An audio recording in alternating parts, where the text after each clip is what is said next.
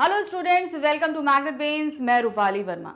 बने रहिए हमारे चैनल के साथ। क्योंकि हम आपको 100% फ्री एजुकेशन प्रोवाइड कराते हैं।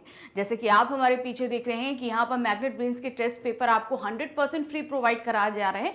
सिर्फ आपको ये टेस्ट पेपर ही 100% फ्री प्रोवाइड नहीं कराए जा रहे हैं, आपको यहाँ पर किंडरगार्टन से लेकर क्लास 12th, आपका olympiad, NTSC, UPSC, state board, Hindi medium, English medium, जितना भी स्टडी मटेरियल है आपको टोटली 100% फ्री प्रोवाइड कराया जाता है। हम कभी ऐसा नहीं करते कि हमने आपको 2 वीडियो फ्री में दिए और उसके बाद हम बोलते हैं कि आपको हर क्लास के लिए इतना स्टडी मटेरियल परचेज करना पड़ेगा या इतना कोई स्कीम लेनी पड़ेगी। ऐसा कुछ भी नहीं है। आप जिस भी क्लास में जाकर कुछ भी देखना चाहते हैं आपको टोटली फ्री प्रोवाइड होगा।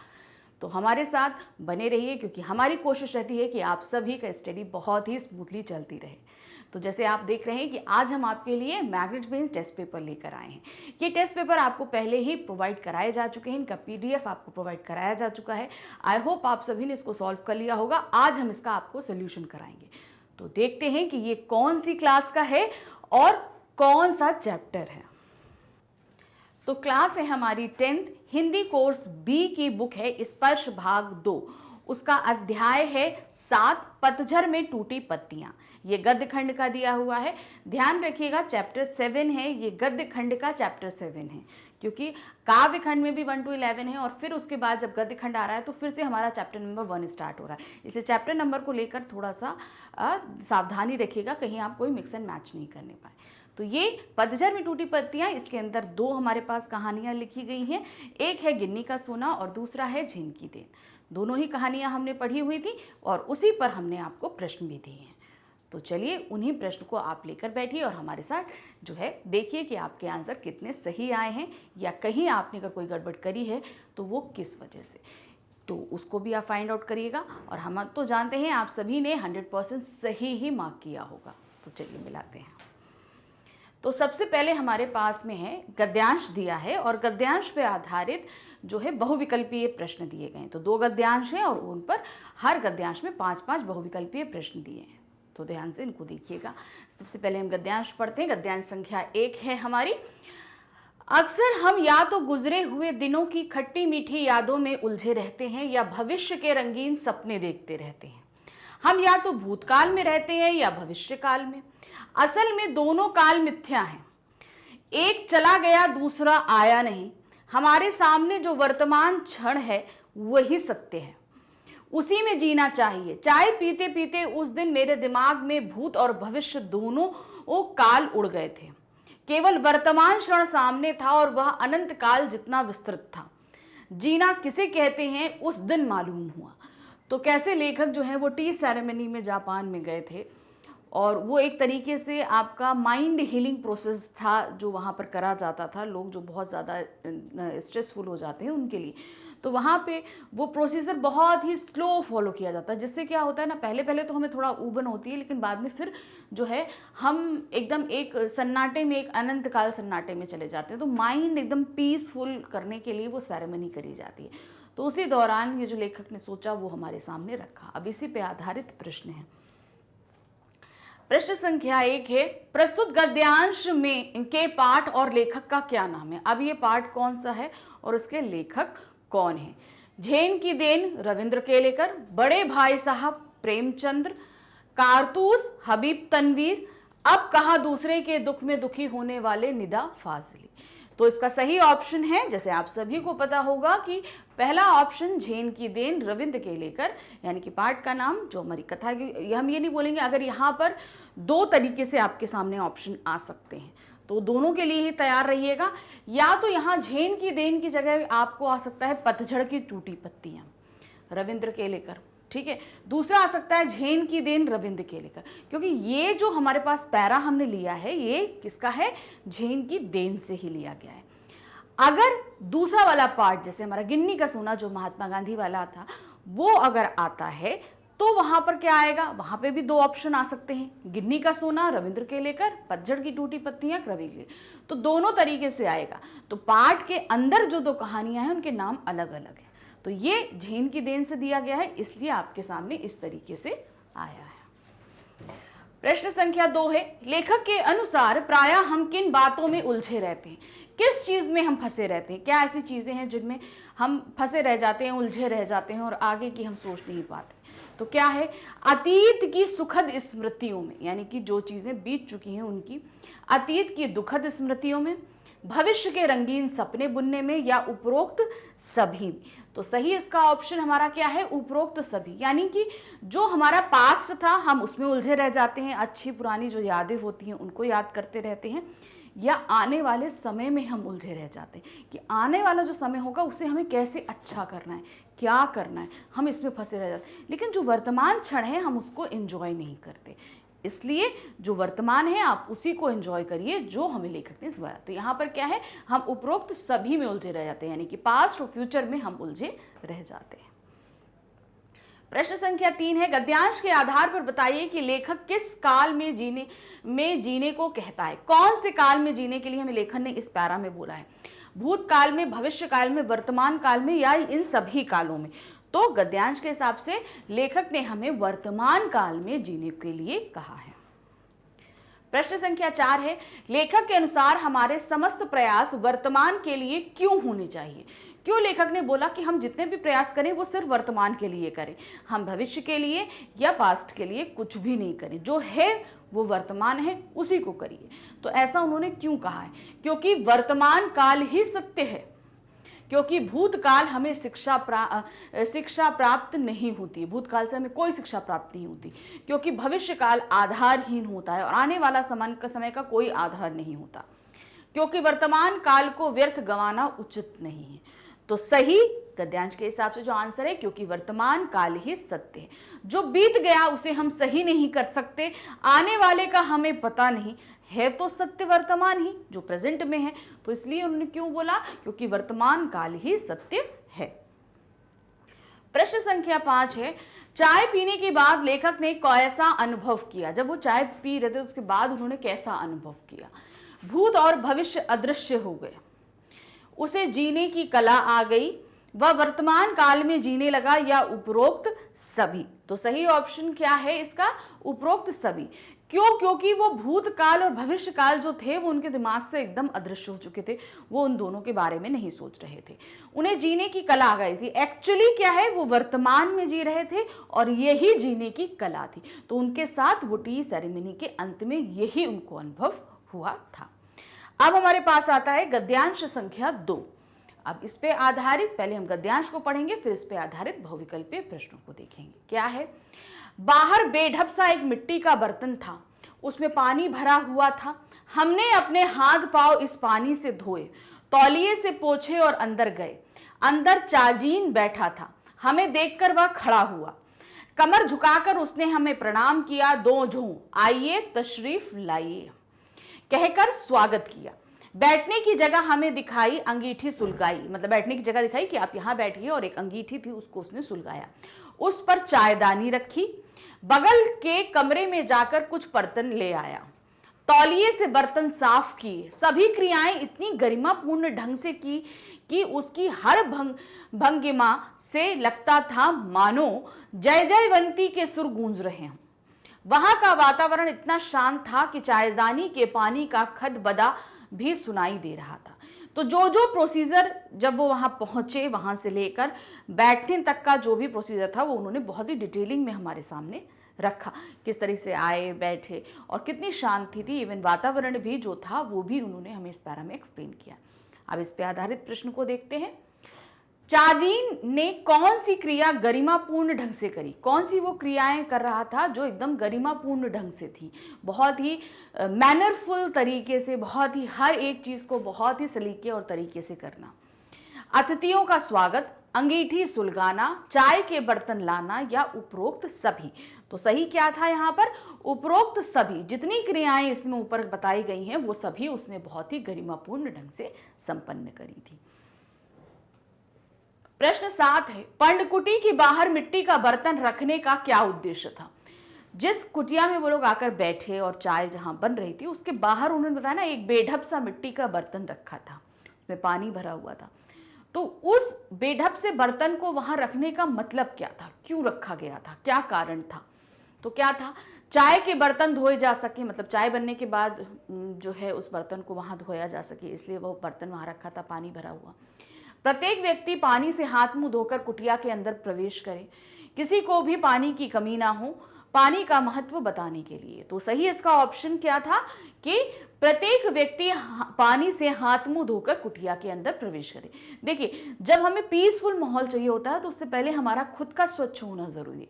हम कहीं पे भी ट्रैवल करते हैं, हम सभी की आदत होती है कि हम लोग जब भी ट्रैवलिंग के बाद कहीं पर भी अगर थोड़ी देर के लिए भी कहीं बाहर गए, घर के अंदर आते हैं तो हम साबुन से हाथ धोएंगे, पैर धोएंगे, एक ये आदत में होता है हम सभी के। तो वो आदत क्या है वहां पे थी कि भाई हाथ पैर और मुंह में जो गंदगी है उसे आप पहले वॉश करके तब वहां जाइए, क्योंकि वहां पे आपका एक ट्रीटमेंट, हीलिंग ट्रीटमेंट होने जा रहा था। चाय के जरिए एक हीलिंग ट्रीटमेंट किया जा रहा था, तो उसके लिए पहले अपने आप को क्लीन अप करना जरूरी होता है। अब है प्रश्न संख्या 8। चाजीन ने लेखक का स्वागत किस प्रकार किया? वो जो चाजीन था उसने लेखक का स्वागत किस तरीके से किया था? खड़े होकर, झुककर, प्रणाम करके, दो झों कहकर या उपरोक्त सभी। तो क्या हुए थे, जैसे लेखक आए थे तो वो सबसे पहले क्या हो गया था, खड़ा हो गया था, फिर झुककर उसने प्रणाम किया और फिर क्या बोला था, दो झों कहकर। दो झों का मतलब आई यहाँ पर बैठिए, स्वागत है आपका, यहाँ पर बैठिए, ऐसा उन्होंने बोला था। तो यहाँ उपरोक्त सभी होगा। प्रश्न संख्या 9 है, उसकी हर भंगिमा से लगता था मानो जय जयवंती के सुर गूंज रहे हों। पंक्ति में उसकी शब्द किसके लिए प्रयुक्त किया गया? किसकी भंगिमा, कौन था जैसे जो उसकी हर क्रिया से ये पता चल रहा था कि जय जयवंती का स्वर गूंज रहा है। तो क्या था, लेखक के मित्र के लिए इस्तेमाल किया गया, उसकी स्वयं लेखक के लिए, चाजीन के लिए, या वहां पर उपस्थित अन्य व्यक्ति के लिए। तो सही क्या है, वो शब्द इस्तेमाल किया गया है चाजीन के लिए। वहां पर उसकी हर गरिमा से ये चीज सामने आ रही थी। प्रश्न संख्या 10 है, लेखक को पर्णकुटी का वातावरण कैसा लगा? जो पर्णकुटी का वातावरण था वो किस तरीके का लग रहा था? शांत, गरिमापूर्ण, पहला और दूसरा दोनों सही है, या गंभीर? तो सही ऑप्शन क्या होगा यहाँ पर कि वहां का वातावरण शांत और गरिमापूर्ण लग रहा था। तो यहाँ प्रश्न संख्या 10 पे हमारे बहुविकल्पीय प्रश्न समाप्त होते हैं। प्रश्न संख्या 11 से लेकर 20 तक हमारे क्या होंगे, वस्तुपरक प्रश्न, यानी कि आपके सब्जेक्टिव क्वेश्चंस आएंगे। तो क्वेश्चंस आपको दिए हैं, आपने लिखे होंगे। बिल्कुल भी इस बात के लिए फिक्र मत रहिएगा, क्योंकि आप लोग बहुत सोचेंगे कि मैम के आंसर और हमारे आंसर्स में फर्क होगा। इसको लेकर आप बिल्कुल फिक्र मत रहिए। हर व्यक्ति का लिखने का एक तरीका, एक स्टाइल होता है, तो जाहिर सी बात है इस फर्क होगा। मेन ये ध्यान दीजिए कि जो क्वेश्चन पूछा गया है वो आंसर आप लिख रहे हो या नहीं लिख रहे हो, वो ध्यान देना है। लैंग्वेज हमेशा पॉजिटिविटी लेकर चलिए, यानी सकारात्मक लैंग्वेज होनी चाहिए। किसी भी चीज़ में हम बहुत ही ज़्यादा एग्रेसिव या निगेटिव लैंग्वेज नहीं कभी भी हमें इस्तेमाल करनी चाहिए जब भी हम लिखें। तो जो भी आपने लिखा है सही होगा। और कुछ जो उच्च क्वालिटी का हम बोलते हैं ना कि आप हिंदी को थोड़ा सा उच्च क्वालिटी का बनाइए, तो ये वक्त है आपके पास बनाने के लिए। आप सभी इतने दिनों से हिंदी पढ़ते हुए आ रहे हैं, आप पर्यायवाची शब्दों से अच्छी तरह वाकिफ़ हैं। उन शब्दों का इस्तेमाल अपनी भाषा में करिए, जिससे आपकी लैंग्वेज धीरे धीरे उच्च क्वालिटी की होती जाएगी। तो चलिए शुरू करते हैं अपने सब्जेक्टिव क्वेश्चंस को। प्रश्न संख्या 11 है, झेन की देन के आधार पर लिखिए कि लेखक ने जापानियों के दिमाग में स्पीड का इंजन लगे होने की बात क्यों कही थी? उन्होंने क्यों कहा था कि जापानियों के दिमाग में स्पीड का इंजन लगा है? क्यों? क्योंकि वो बहुत तेजी से काम करते थे, है ना। कैसे, देखिए, लेखक ने जापानियों के दिमाग में स्पीड का इंजन लगने की बात इसलिए कही क्योंकि अमेरिका से होड़ रखने के कारण जापानी निरंतर कार्यशील रहते और उनका दिमाग दौड़ता ही रहता। देखिए, जब ये लिखा गया तो ये क्या थे, प्रगतिशील देश थे और बहुत तेजी से प्रगति कर रहे थे, जापान भी और अमेरिका भी। अब जो जापानी हैं उनका कॉम्पिटिटर कौन था? अमेरिका था। अमेरिका बहुत तेजी से प्रोग्रेस कर रहा था, बहुत तेजी से। अब जापानी भी चाह रहे थे कि हम उससे बहुत तेजी से करें, तो वहां पर अब तेजी से काम करने का मतलब है कि आपको 24 घंटे सक्रिय रहना पड़ेगा। अगर आप, अब कोई भी व्यक्ति 24 घंटे सक्रिय नहीं रह सकता, अपने दिमाग का इस्तेमाल नहीं कर सकता। तो उन्होंने बोला कि अगर हम 8 घंटे वर्क कर रहे हैं तो उसमें हम अपनी स्पीड इतनी रखें कि उस 8 घंटे में हम 16 घंटे का काम कंप्लीट कर लें। तो वो स्पीड के कारण ही, जो इतनी तेजी से उनके काम करने के तरीकों में के कारण ही उन लेखक ने बोला कि उनके दिमाग में स्पीड का इंजन जो है वो फिट है। प्रश्न संख्या 12 है, गिन्नी का सोना पाठ के आधार पर गांधी जी के आदर्श और व्यवहार के संबंध में तांबे और सोने का रूपक स्पष्ट कीजिए। पहले क्वेश्चन को ध्यान से पढ़िए। गिन्नी का सोना, हमने बताया था ना 2 कहानियां हैं, तो झेन की देन हमने पढ़ा अभी 2 गद्यांश। अब जो गिन्नी का सोना हमारा पाठ था उसमें क्या बताया गया, तांबे और सोने के बारे में हमको बताया गया था कि सोने में जिस तरीके से तांबा मिलाया जाता है, उसकी मजबूती, उसकी प्योरिटी के बारे में सब चीज़ें बताई थी। तो उसी को एग्जाम्पल, तांबे और सोने को एग्जाम्पल लेकर क्या बताया गया था, गांधी जी के आदर्श और व्यवहार के बारे में बताया गया था। तो हमें बताना है कि गांधी जी के लिए जो गिन्नी और सोने की जो उपमाएं ली गई हैं वो किस तरीके से ली गई हैं और क्या हैं। तो क्या है यहां पर देखिए, गांधी जी प्रैक्टिकल आइडियलिस्ट थे, यानी व्यवहारिक आदर्शवादी, यानी कि जो उनके आदर्श हैं, ठीक है, जो भी वो चीज हम लोग क्या होते हैं, हम मानते तो हैं भाई हम जो हैं बहुत ईमानदार हैं, हाँ, हम ईमानदार हैं, हम दूसरों की दया करते हैं, दूसरों की मदद करते हैं, हम सब कुछ करते हैं, लेकिन क्या प्रैक्टिकली हम उस चीज को निभाते हैं? क्या 100% हम वो चीज अपनी आदत में, डेली रूटीन में क्या हम उसको फॉलो करते हैं? ऐसा हम लोग के साथ नहीं होता, इवन मेरे साथ भी नहीं होता। हम हमेशा उस चीज को फॉलो नहीं कर पाते, लेकिन गांधी जी के अंदर ये था, वो जो उनका जो आदर्श थे, जो चीजें थी, वो हमेशा उसको व्यवहार में लाते थे। तो इसीलिए क्या बोला गया है, प्रैक्टिकल आइडियलिस्ट, यानी कि जो उनके आदर्श थे, उन सभी आदर्शों को वो पूरी तरीके से व्यवहार में लाते थे। ये नहीं कि कभी मन है तो व्यवहार में लाए, कभी मन नहीं है तो व्यवहार में नहीं लाएंगे, ऐसा नहीं था। तो आपको समझ में आ गया प्रैक्टिकल आइडियलिस्ट का मतलब, और व्यवहारिक आदर्शवादी, यानी कि उनके जितने भी आदर्श थे वो हमेशा यानी कि 1 सेकंड के लिए भी उन आदर्शों को अपने व्यवहार में लाने से वो मिस नहीं करते थे। वे आदर्शों को व्यवहारिकता के स्तर तक उतरने नहीं देते थे। वे शुद्ध सोने में तांबा नहीं बल्कि तांबे में सोना मिलाकर उसकी कीमत बढ़ाते थे, जिससे सोना ही हमेशा आगे रहता था। गांधी जी राजनीति में आदर्श और व्यावहारिकता के इस प्रयोग को दोहराते रहते थे। आदर्शवादी मूल्यों की सुरक्षा के लिए वे व्यावहारिकता को आदर्श की ऊंचाई तक ले जाते थे, किंतु आदर्शों को नीचे नहीं आने देते थे। तो समझ में आया कि जो उनके आदर्श हैं वो क्या था, सोना था। उसको वो उसमें क्या कहते हैं, सोना है और उसमें व्यवहारिकता मिलाते थे, यानी कि उसको व्यवहार में लाते थे, यानी तांबा मिलाते थे, हाँ, और हमेशा सोने को आगे, मतलब हमेशा अपने आदर्शों को आगे रखते थे। तो इसलिए सोना और तांबे की यहां पर रूपक दिया गया है। अब है प्रश्न संख्या 13। क्या है यहां पर, गिन्नी के सोने की क्या विशेषता होती है? जो गिन्नी की सोने की बात करी गई है, हमने पाठ में बात करी है, तो उसकी विशेषता क्या होती है? गिन्नी का सोना शुद्ध नहीं होता, बल्कि इसमें तांबे का मिश्रण होता है। यही कारण है कि उसमें ज्यादा चमक होती है और शुद्ध सोने की अपेक्षा मजबूती अधिक होती है, अतः इसकी उपयोगिता भी अधिक होती है। गिन्नी के सोने की इन्हीं विशेषताओं के कारण अधिकांशतः इसी सोने के आभूषण बनाए जाते हैं। तो जो गिन्नी का सोना होता है, अगर क्या कहते हैं, वो सॉलिड होता है, मजबूत होता है और चमकता भी ज्यादा है। क्यों? क्योंकि उसके अंदर तांबा मिलाया जाता है। अगर आप प्योर सोना लेंगे तो वो मजबूत नहीं होगा, प्योर तो होगा लेकिन मजबूती नहीं होती उसके अंदर, जब तक उसके अंदर तांबा नहीं मिलाया जाता। तो उसमें चमक भी आ जाती है और मजबूत भी हो जाता है। तभी उस गिन्नी के सोने से ही गहने बनाए जाते हैं, जो पहने जाते हैं। क्योंकि अगर शुद्ध सोने से बन जाएंगे तो वो जरा सा पहने जाएंगे। अगर हमने मान लीजिए ये इसको पहन लिया, तो अगर इस पर प्रेशर पड़ेगा तो ये तुरंत मुड़ जाएगा। सॉलिड अगर शुद्ध सोने का हुआ तो वो मुड़ जाएगा। अब अगर तांबा मिला होगा तो क्या होगा, वो थोड़ा सॉलिड रहता है, फटाफट से मुड़ेगा नहीं। तो अगर मुड़ गया तो बेकार है, शेप बिल्कुल बेकार हो जाता है, हर चीज मुड़ जाती है। इसलिए गिन्नी के सोने की विशेषता ये होती है क्योंकि उसमें तांबा मिलाया जाता है, उसकी चमक भी बढ़ जाती है उससे, और उसमें मजबूती भी आ जाती है। प्रश्न संख्या 14 है, व्यवहारिक आदर्शवादी के जीवन में किसका बखान अधिक होना चाहिए और क्यों?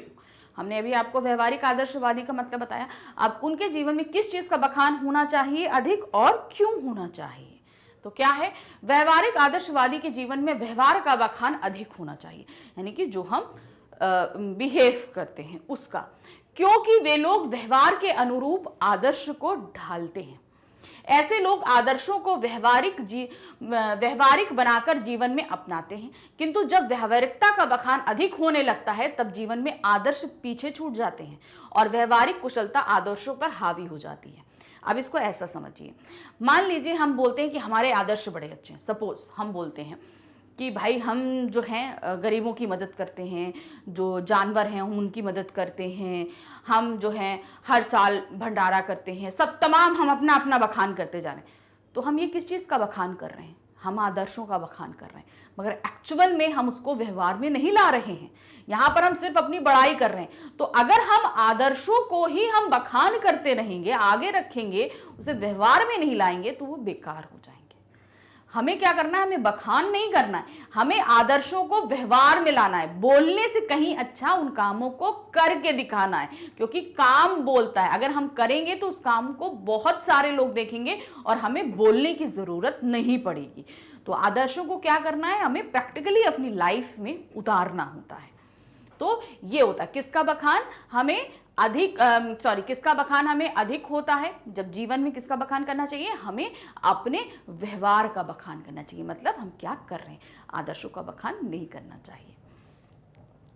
प्रश्न संख्या 15 है, गांधी जी तांबे में सोना मिलाकर उसकी कीमत बढ़ाते थे, आशय स्पष्ट कीजिए। अब हमने देखिए तांबे और सोने दोनों की चीजें हमने आपको मतलब समझा दिया कि गांधी जी के जीवन में तांबा क्या है और सोना क्या है, ये दोनों चीजें समझाई थी। तो अब आपको वही चीज यहां पर डिटेलिंग में जो है स्पष्ट करना है कि उसका क्या मतलब होता है। तो क्या है, गांधी जी आदर्शों को व्यावहारिकता के स्तर तक नहीं उतरने देते थे। वे शुद्ध सोने में तांबा नहीं, तांबे में सोना मिलाकर उसकी कीमत बढ़ाते थे। मतलब तांबा है व्यवहार और सोना है आदर्श। वो सोने में तांबे को नहीं मिला रहे हैं, वो तांबे में सोने को मिला रहे हैं, यानी कि अपने व्यवहार में अपने आदर्शों को लेकर आ रहे हैं, सिर्फ अपने आदर्शों का बखान नहीं कर रहे। क्लियर? तो फिर क्या है, उसी प्रकार आदर्श को क्रियान्वित करने के लिए व्यावहारिकता की आवश्यकता होती है और हमारे आदर्श जो हैं उन्हें जो है क्रियान्वित यानी कि प्रैक्टिकली अपनी लाइफ में उतारना जरूरी होता है। प्रश्न संख्या 16 है, जापान में निवास करने वाले लोगों के जीवन की रफ्तार बढ़ने का कारण तथा उनके प्रभाव को स्पष्ट कीजिए। तो कारण क्या था? प्रतिस्पर्धा। अमेरिका से प्रतिस्पर्धा करने के कारण उनका जो है बहुत तेज स्पीड बढ़ने का कारण ये था। अब जब हम मान लीजिए अब ये दिमाग है, इसकी अपनी कैपेसिटी, अब इसको हम डबल स्पीड से दौड़ाएंगे हर चीज, तो उसके कुछ ना कुछ तो नुकसान होंगे, कोई ना कोई चीजें तो प्रभाव में आएंगी ही। तो वो क्या थी? तो चलिए देखते हैं दोनों ही क्वेश्चंस के आंसर्स। जापान में निवास करने वाले लोगों के जीवन की रफ्तार बढ़ने का एकमात्र कारण था प्रतिस्पर्धा की भावना, यानी कि कंपटीशन, जो बोलते हैं ना कॉम्पिटिटिव स्पिरिट होना चाहिए आपके अंदर, कंपटीशन की भावना होनी चाहिए, तभी आप आगे बढ़ सकते हो। लेकिन बहुत ज्यादा नुकसानदेह भी होती है। इस प्रतिस्पर्धा के फलस्वरूप जापान के लोग 1 महीने में खत्म होने वाले काम को 1 दिन में पूरा करने का प्रयास करते थे। अब सोचिए 30 दिन का काम 1 दिन में कंप्लीट करना, तो कितनी स्पीड से वो काम करना चाहते थे। और जब इतनी स्पीड आप लोगे तो आपको इसका नुकसान भी होगा। क्या होगा? देखिए, उनके जीवन की इस बढ़ती रफ्तार के कारण यहाँ के लोग शीघ्र ही मानसिक रोग के शिकार हो गए। अब आपका दिमाग, अब देखिए मान लीजिए जैसे आप स्टडी करने बैठते हो, सपोज आप स्टडी करने बैठे तो आपका सारा ध्यान स्टडी पे होता है। अब आप सोचिए, आपका उसी समय जिस समय आप स्टडी कर रहे हो आपका दिमाग वहां पे भी दौड़ रहा है, साथ में आप जैसे मान लीजिए फिजिक्स का स्टडी कर रहे हो, केमिस्ट्री की करोगे, आप साथ में इंग्लिश करोगे, मैथ्स करोगे, बायोलॉजी, जो भी आपके जितने भी सब्जेक्ट हैं, आप अगर एक साथ सारे सब्जेक्ट 1 दिन के अंदर करना चाहोगे तो क्या होगा? इसके कारण आपका दिमाग थोड़े थोड़े मतलब शिथिल होने लगेगा, आप नहीं कर सकते हो। इज इट नॉट पॉसिबल कि आप पढ़ाई भी करो, खेल भी सोचो, बाहर घूमने भी जाओ, सब कुछ करो, आप एक ही दिन के अंदर ये सारे काम नहीं कर सकते हैं। ठीक है, एक ही समय में आप इतने सारे काम नहीं कर सकते। तो इसके कारण क्या हुआ, वहां के लोगों के दिमाग जो है शिथिल होने लगे, उनको मानसिक रोग, डिप्रेशन जिसे हम बोलते हैं, उन सब चीजों के वो शिकार होने लगे थे। प्रश्न संख्या 17 है, वर्तमान काल में जीने का अनुभव कैसा था? अब टी सेरेमनी के दौरान जब लेखक वर्तमान काल में जीने लगा तो वो उन्होंने कैसा फील किया, उनको कैसा अनुभव हो रहा था? तो क्या था वो? वर्तमान काल में परम शांति का अनुभव होता है तथा ऐसा प्रतीत होता है मानो अनंत काल में जी रहे हो। मतलब आप सिर्फ इमेजिन करिए, कभी आपको हो तो वो आप इसको करिएगा, जिसको हम मेडिटेशन कहते हैं, कि आप सिर्फ जो अभी है, बोलते हैं ना, आप एक बिंदु पे अपना जो है माइंड केंद्रित करिए। पिछला क्या हो गया कुछ नहीं, आने वाले समय की चिंता नहीं, आसपास हो रही किसी भी चीज़ों की चिंता नहीं, सिर्फ एक पॉइंट पे बोलते हैं कि आपको अपना माइंड केंद्रित करना होता है, कंसंट्रेट करना होता है। तो उस वक्त क्या होगा ना, आप कुछ नहीं सोचेंगे, आप कुछ भी नहीं सोचेंगे, आप सिर्फ उस पॉइंट को ही देख रहे हैं, आपका दिमाग में एकदम सन्नाटा है। तो उस समय क्या होगा, आप बिल्कुल पीसफुल महसूस करेंगे। तो वही सिचुएशन हमारे लेखक के साथ हो रही थी। प्रश्न संख्या 18 है, झेन की देन प्रसंग के आधार पर बताइए हमारा दिमाग हर वक्त कहाँ उलझा रहता है और क्यों? कहाँ उलझा रहता है हमारा दिमाग और क्यों उलझा रहता है? तो जैसे हमने गद्यांश में भी पढ़ा था अभी, झेन की देन के अनुसार हमारा दिमाग हर वक्त भूत भविष्य काल की बातों में उलझा रहता है, क्योंकि हम अक्सर गुजरे दिनों की खट्टी मीठी यादों में उलझे रहते हैं और भविष्य के रंगीन सपनों में। यह स्पष्ट करता है कि हमारे व्यक्तित्व में स्थिरता का अभाव है। हम हमेशा कहें हम भविष्य में ये कर लेंगे, वो कर लेंगे, या हमारे साथ जो पास्ट में हो चुका है, कुछ अच्छी यादें, कुछ जो बुरी हमें दुख पहुंचाती है, उन सभी यादों में हम उलझे रहते हैं। प्रश्न संख्या 19 है, झेन की देन के आधार पर बताइए कि जापानी लोगों को मानसिक बीमारियां अधिक क्यों हो रही थी? वहां के लोग इतना ज्यादा मानसिक बीमारियों का सामना क्यों कर रहे थे, क्या कारण था? पतझड़ में टूटी पत्तियां पाठ के अनुसार जापान में 80% लोग मानसिक रोगों के शिकार हैं। इसका सबसे बड़ा कारण है तनाव। अमेरिका से प्रतिस्पर्धा के कारण 1 महीने का काम 1 दिन में करने का प्रयास करते हैं। परिणाम स्वरूप मानसिक तनाव बढ़ने लगता है और वे मानसिक रोगों के शिकार हो जाते हैं। मानसिक रोगों में वृद्धि करने वाले ये कारण पूर्णतः सही है। मतलब प्रतिस्पर्धा के कारण जो है बहुत ही स्पीड से काम करना पड़ता है, जिससे उनको मानसिक रोगों का सामना करना पड़ रहा है। क्वेश्चन नंबर 20 है, चाय पीने के क्रम में लेखक ने क्या अनुभव किया? जो चाय पीने का क्रम चल रहा था, कि मतलब जरा से पहले में चाय था और उसे बहुत ही धीमे धीमे पीना था, तो उस बीच में लेखक ने क्या अनुभव किया था? तो क्या था? चाय पीने के क्रम में लेखक को अनुभव किया कि उसके दिमाग की रफ्तार धीमी हो गई है, लगभग बंद सी हो गई है। मतलब अब एक ही काम को अगर हम बहुत स्लोली वर्क करेंगे तो क्या होगा ना, हमारा दिमाग धीरे धीरे धीरे धीरे धीरे धीरे कम होने लगेगा और एकदम एक समय ऐसा है कि लगेगा हमारा दिमाग काम ही नहीं कर रहा, ऐसा हो जाएगा। उसे लगा वह अनंत काल में जी रहा है, यहाँ तक कि उसे सन्नाटा भी स्पष्ट सुनाई दे रहा था, क्योंकि आसपास सन्नाटा था भी जिससे माइंड डिस्ट्रैक्ट ना हो, और एकदम होता है दिमाग के अंदर भी एक शोर होता है जिसको बोला जाता है, जिसमें हम आने वाले समय के बारे में या बीत चुके समय के बारे में सोचते रहते हैं। तो दिमाग के अंदर भी वो सन्नाटा वो महसूस कर रहे थे, क्योंकि वो कुछ सोच ही नहीं रहे थे। चाय पीते पीते उनके दिमाग से भूत भविष्य दोनों काल उड़ गए। केवल वर्तमान क्षण उनके सामने था और यह अनंत काल जितना विस्तृत था। अनंत काल का मतलब क्या होता है ना, जहां समय का कोई ज्ञान नहीं हो, एकदम एंडलेस कोई चीज हो, जहां कुछ समय नहीं, कुछ नहीं, बस जैसे लग रहा है ये समझ ही में नहीं आए कि समय तेज चल रहा है, धीमे चल रहा है, क्या हो रहा है, कुछ समझ नहीं आए। तो उन्होंने महसूस कैसे की? शांति। तो यहां पर हमारा ये प्रश्न पत्र समाप्त होता है। आई होप आप सभी को यहाँ पर ये प्रश्न पत्र आप सभी ने सॉल्व किए होंगे, आपके आंसर एकदम सही गए होंगे। कोशिश करिए कि जो भी हमारे क्वेश्चन पेपर्स हम आपको प्रोवाइड करा रहे हैं उन्हें सॉल्व करिए, क्योंकि ये हमारी कोशिश है कि आपकी प्रैक्टिस होती रहे। किसी भी एग्जाम, किसी भी टेस्ट में अगर आप इस तरीके से सॉल्व करते रहेंगे तो ये आपकी प्रैक्टिस बनी रहेगी। इससे मेन हमारी कोशिश यहाँ पर यही रहती है। और हम ये कोशिश इसलिए करते हैं ताकि आपकी पढ़ाई भी अच्छी चलती रहे। इसीलिए हमारे चैनल पे जितना भी स्टडी मटेरियल आपको प्रोवाइड कराया जाता है, बहुत जितना भी कंटेंट हम आपको देते हैं, वो बहुत ही सोच समझकर, बहुत ही अच्छे से निकाल के हम सभी आपके लिए, सभी टीचर्स बहुत प्रयास करके एकदम हाई क्वालिटी कंटेंट देते हैं। और साथ ही अच्छी टीचर्स के द्वारा आपको ये समझाया, एक्सप्लेन कराया जाता है ताकि आप एक एक चीज़ की बारीकियों को समझ सकें, सिर्फ इसलिए ताकि आपको पढ़ाई में किसी भी तरह की प्रॉब्लम फेस नहीं करनी पड़े। Keep watching, thank you, bye bye.